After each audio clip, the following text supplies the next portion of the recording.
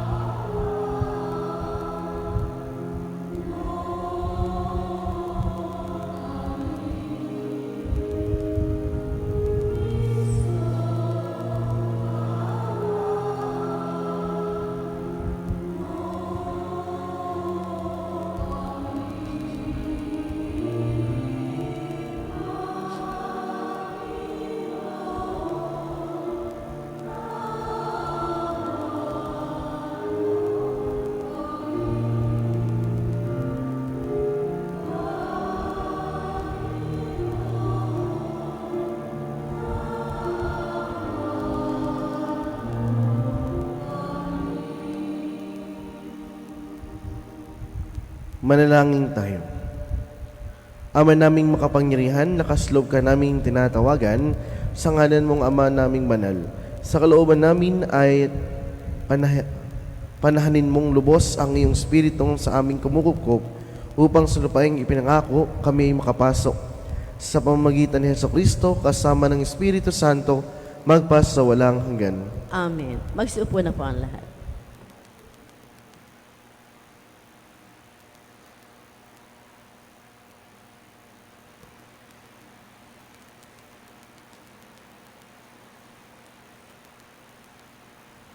Pagbasa mula sa mga gawa ng mga apostol.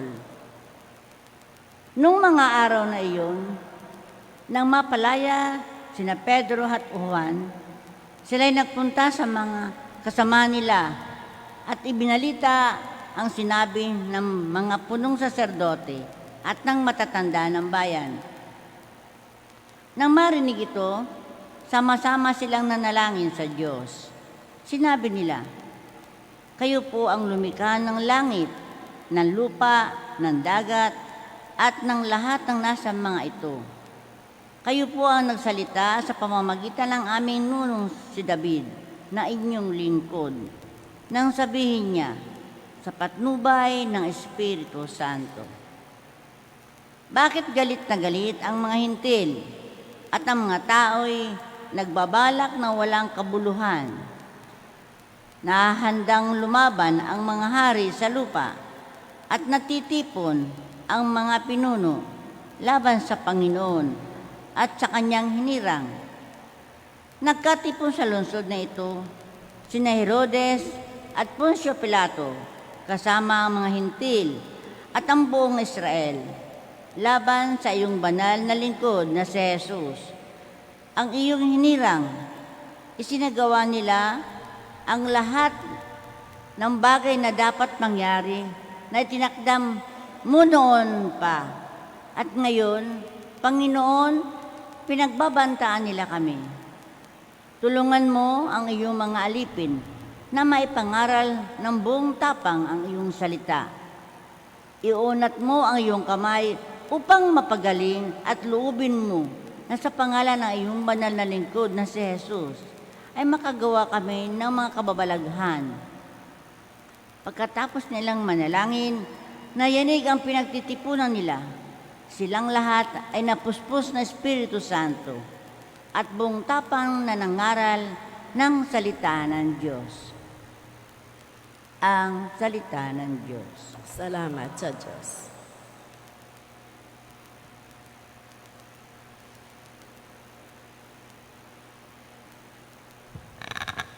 Mapalad ang may tiwala sa Panginoong dakila. Mapalad ang may tiwala sa Panginoong dakila. Bakit nagbabalak itong mga bansa na sila'y mag-alsa? Anong kabuluhan ng lahat ng itong binabalak nila? Mga hari nila ay naghihimagsik at nagkakaisa, na ang Panginoon at ang kanyang hirang ay bakahin nila. Pagsikapan nating tayo ay lumaya sa pagkaalipin at ating igupo ang pamahalaang sumakop sa atin. Mapalad ang may tiwala sa Panginoong dakila. Sa trono ng langit nagtawa ang poon ng iyong sabihin, at sila'y kinutya sa kanyang balak na mahirap gawin. Sa galit ng Diyos sila'y buong bagsik na pinangusapan. Sa tindi ng poot yaong mga hari ay nahintakutan. At tungkol sa akin ay kanyang sinabi, sa bundok kong mahal sa tuktok ng Siyon, aking iniluklok ang haring marangal. Mapalad ang may tiwala sa Panginoong dakila. Ganito ang sabi ng lingkod ng poon na hari sa Siyon, aking iahayag ang ipinag-utos nitong Panginoon. Ikaw ang anak kong pinakamamahal at magmula ngayon, ako namang ito ang giliw mong ama sa habang panahon. Hangin mo sa akin, hingin mo sa akin ang lahat ng bansa at ibibigay ko. Ano mang narito sa buong daigdig ay magiging iyo. Pamahalaan mo ang kamay na bakal ang lahat ng ito. Tulad ng palayok, durugin mo sila sa mga kamay mo. Mapalad ang may tiwala sa Panginoong dakila. Magsitayo na po ang lahat.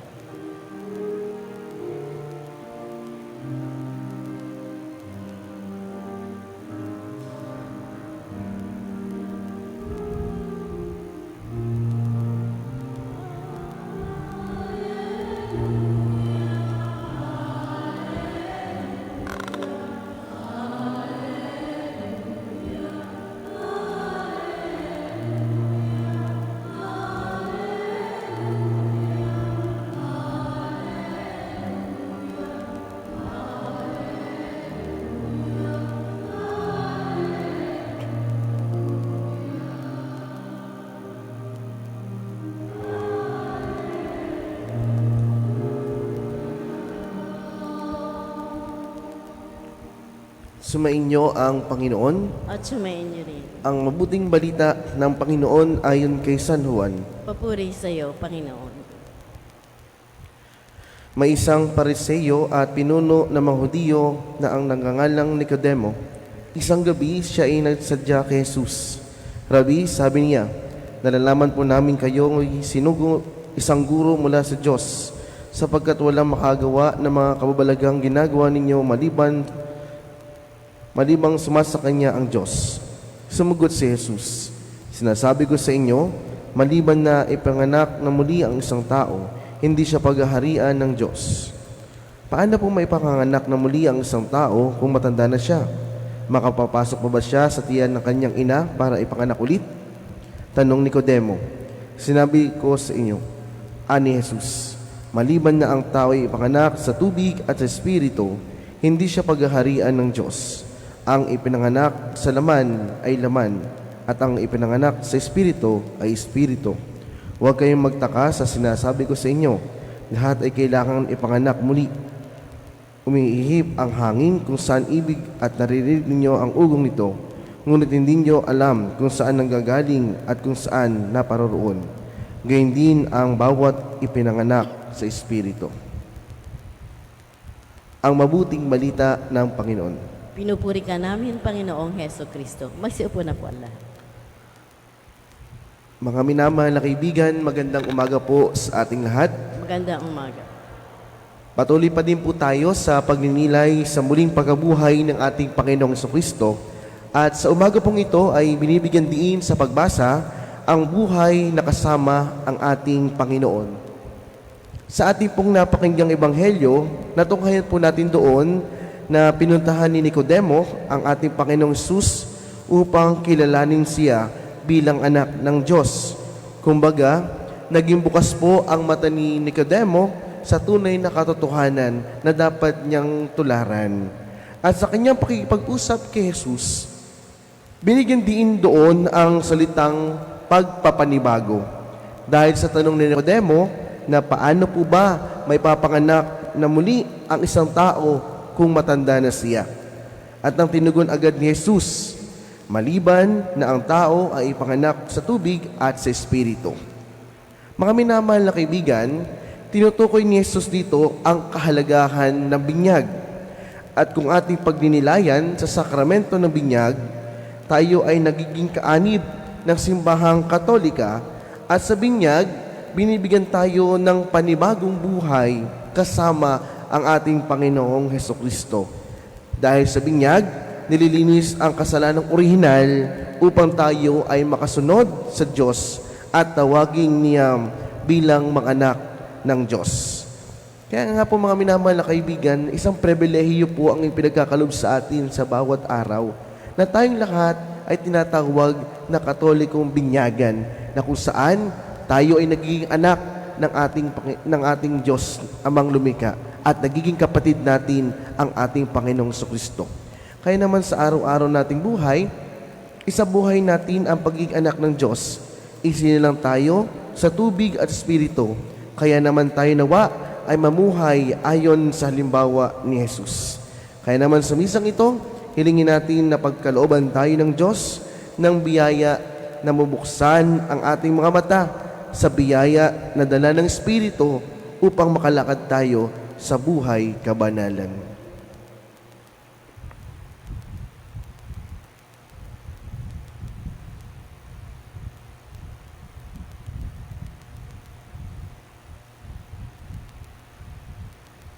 Magsitayo na po ang lahat. Sa pamamagitan ng ating binyag sa ngalan ng Ama at ng Anak at ng Espiritu Santo, tayo ay naging mga anak ng Diyos. Bilang mga tagapamana kasama ni Kristo, makalalapit tayo sa ating Ama ng may pagtitiwala sa bawat tugon. Ama, dinggin mo ang iyong mga anak. Ama, dinggin mo ang iyong mga anak. Ang simbahan sa lupa naway mabuklod upang maging salamin ng ganap na pagkakaisa ng Santatlo, ang kaisahan ng pag-ibig ng Diyos. Manalangin tayo sa Panginoon. Ama, dinggin mo ang iyong mga anak. Ang mga binyagang Kristiyano, naway lumago sa kanilang pamumuhay bilang Kristiyano, manalangin tayo sa Panginoon. Ama, dinggin mo ang iyong mga anak. Ang mga alipin ng takot, naway maging malaya bilang mga anak ng Diyos, manalangin tayo sa Panginoon. Ama, dinggin mo ang iyong mga anak. Ang mga walang pananampalataya, naway sikapin nating mahikayat sa pananampalataya at pagpapabinyag, manalangin tayo sa Panginoon. Ama, dinggin mo ang iyong mga anak. Ang mga kapatid nating namayapa, naway muling mabuhay sa kaluwalhatian ng banal na Santatlo, manalangin tayo sa Panginoon. Ama, dinggin mo ang iyong mga anak. Ama naming nasa langit, sa aming pag-aalay ng mga panalangin, loobin mo makaisa kami ng Espiritu na nananahan sa iyong mga anak at sa kay Kristo na iyong anak at aming tagapamagitan at Panginoon na bubuhay at tagahari magpas sa walang hanggan. Amen. Magsiupo na po ang lahat.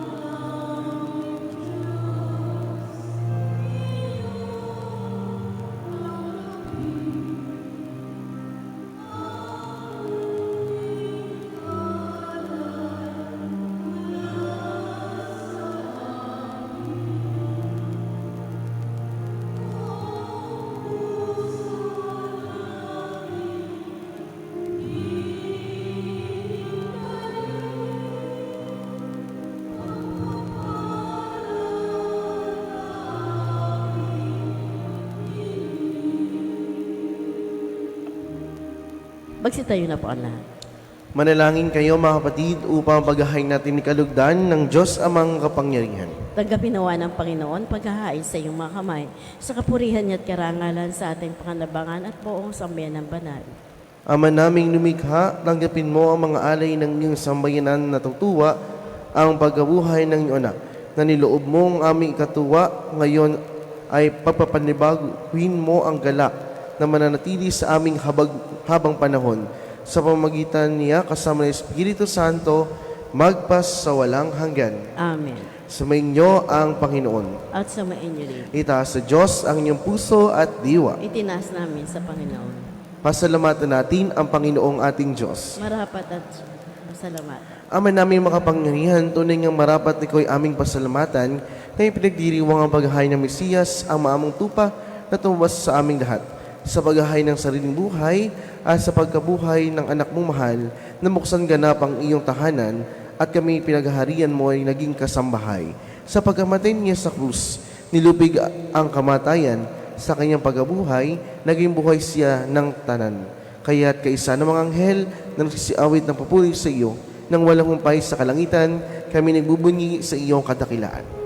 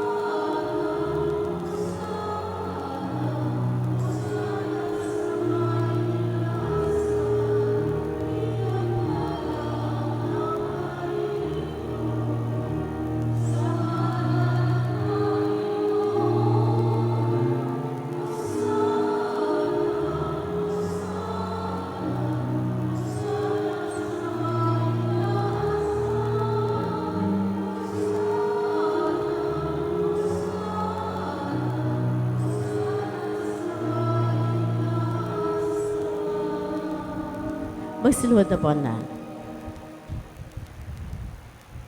Ama naming manal, ikaw ang bukal ng tanang kabanalan, kaya sa pamamagitan ng iyong Espiritu, gawin mo manal ang mga kaloob na ito, upang para sa amin maging katawan ng dugo ng aming Panginoong Hesukristo. Bago niya pinagtisang kusang loob na maging handog, hinawakan niya ang tinapay, pinasalamatan kaniya, pinaghati-hati niya iyon, inibot sa kanyang mga lagad at sinabi, tanggapin niyo lahat ito at kanin. Ito ang aking katawan na ihahandog para sa inyo.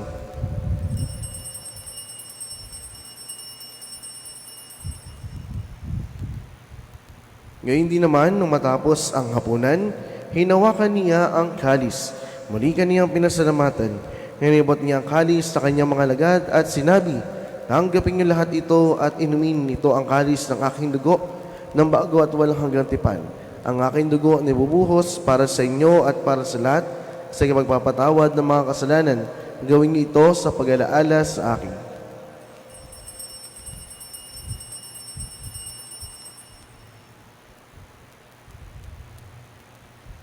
Ipagbunyi natin ang misteryo ng pananampalataya.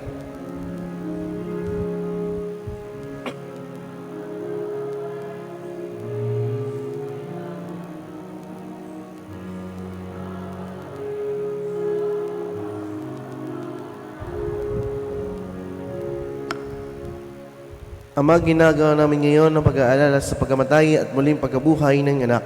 Kaya tiniari namin sa iyo ang tinapay na nabibigay buhay at ang kalis na nagkakaloob ng kaligtasan. Kami nagpapasalamat dahil kami iyong minarapat na tumayo sa rapo para maglingkod sa iyo. Sinasama namin kami magsalo-salo sa katawan ng dugo ni Kristo ay mabuklod sa pagkakaisa sa pamamagitan ng Espiritu Santo. Ama, lingapin mo ang iyong simbahang laganap sa buong daigdig. Puspusin mo kami sa pag-ibig kay San Francisco na aming Papa, at Mel Rey naming Obispo at ng Tanang Kaparian. Alalahanin mo si RJ na tinawag mo mula sa daigdig nito nung siya'y binyagan, siya'y nakaisa ni Kristo sa pagkamatay, nung siya'y pumanaw, nawa'y makisa siya ni Kristo sa pagkabuhay. Alalahanin mo rin ang mga kapatid naming nahimlay na may pag-asang sa muling mabubuhay, gayon din ang lahat ng mga pumanaw. Kaawaan mo sila at patuloyin sa iyong kaliwanagan. Kaawaan mo at pagindapating mi lahat na makasalo sa iyong buhay na walang wakas. Kaysa na mahal na Berheng Maria na ina ng Diyos, kaysa ni San Jose na kanyang esposo, kaysa ng mga apostol at ang lahat ng mga banal na namuhay dito sa daigdig ng kalugod-lugod sa iyo. May pagdiwang nawa namin ang pagpuri sa kararangal mo sa pamamagitan ng anak na aming Panginoong Hesukristo. Sa pamamagitan ni Kristo, kasama niya at sa Kanya, ang lahat ng parangal at papuri ay sa iyo, Diyos amang makapangyarihan kasama ng Espiritu Santo, magpasawalang hanggan.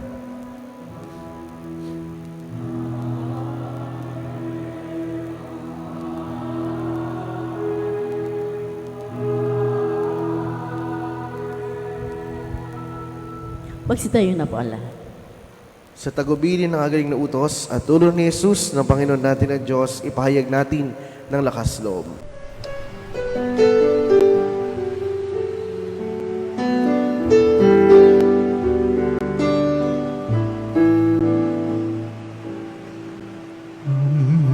Namin sumasalang ka, sambahin ang ngalan mo, mapasamin ang kaharian mo, sundin ang loob mo dito sa lupa para nang sa langit. Bigyan mo po kami ngayon ng aming kakanin sa araw-araw at patawarin mo kami sa aming mga sala para ng pagpapatawan namin sa nagkakasala sa amin, at huwag mo kaming ipagdulot sa tukso, at yadya mo kami sa lahat ng masama.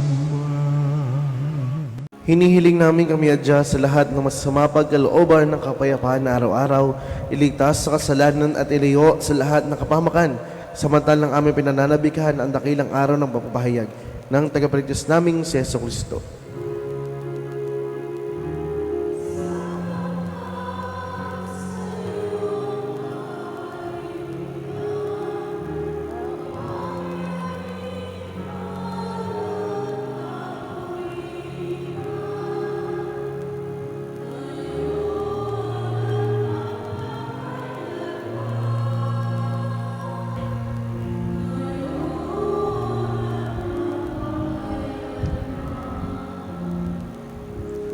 Panginoong Hesukristo, sinabi mo sa iyong mga apostol, kapayapaan ang iniiwan ko sa inyo. Ang aking kapayapaan ang ibinibigay ko sa inyo. Tunghayan mo ang aming pananampalataya at huwag ang aming pagkakasala. Pagalooban mo kami ng kapayapaan at pagkakaisa ayon sa iyong kalooban, kasama ng Espiritu Santo, magpasawalang hanggan. Amen. Ang kapayapaan ng Panginoon ay laging sumainyo. At sumain niyo rin. Magbigayan kayo ng kapayapaan sa isa't isa. Peace be with you po sa inyo lahat.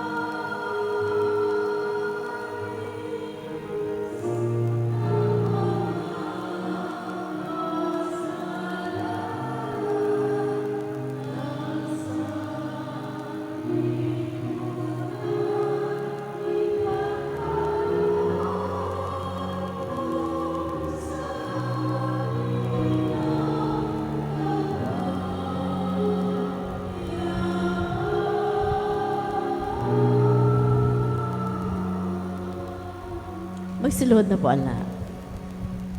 Ito ang kordero ng Diyos, ito ang nag-aalis ng mga kasalanan ng sanlibutan, mapapalad ang mga inaaniyahan sa kanyang piging. Panginoon, hindi ako dapat na magpatuloy sa iyo, ngunit sa isang salita mo lamang ay gagaling na ako.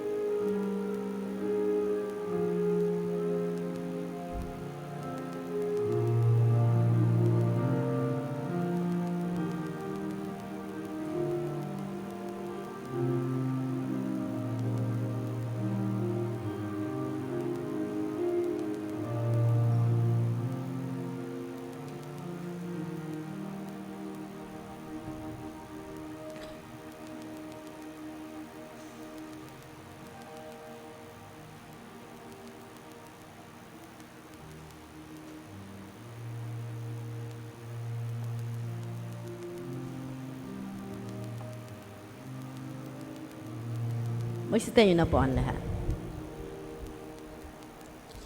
Manalangin tayo. Ama naming mapagmahal, tunghayan mo at lingapin ang iyong sambayanan na minarapat mong mapakinabang sa piging ng pagpakailanman. Ipagalo mo kami maluwalhating makarating sa pagabuhay na magtatapok sa amin sa iyong piling sa pamagitan ni Jesucristo kasama ng Espiritu Santo magpasawalang hanggan. Amen. Magsiupo po muli at inaanyayahan po dito sa unahan ang may kaarawan, anniversary ng kasal, pupunta ng ibang bansa at kukuha ng pagsusulit. Pati na rin po ang may mga religious articles para sa panalangin at bendisyon.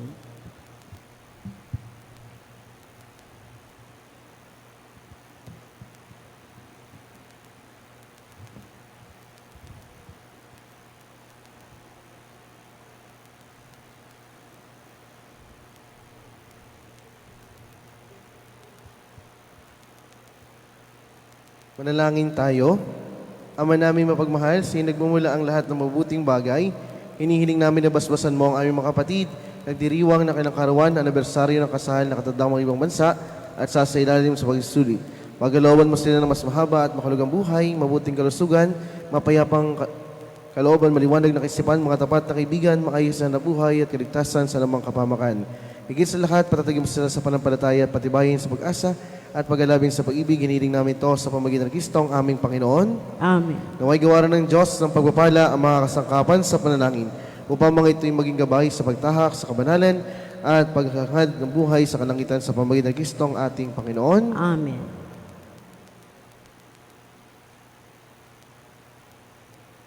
Palakpakan po natin, nagdiwang ng kaarawan at anniversary ng kasal. Salamat po. Happy birthday po kay Kuya Alvin, ating sakristan. Happy birthday, Kuya Alvin.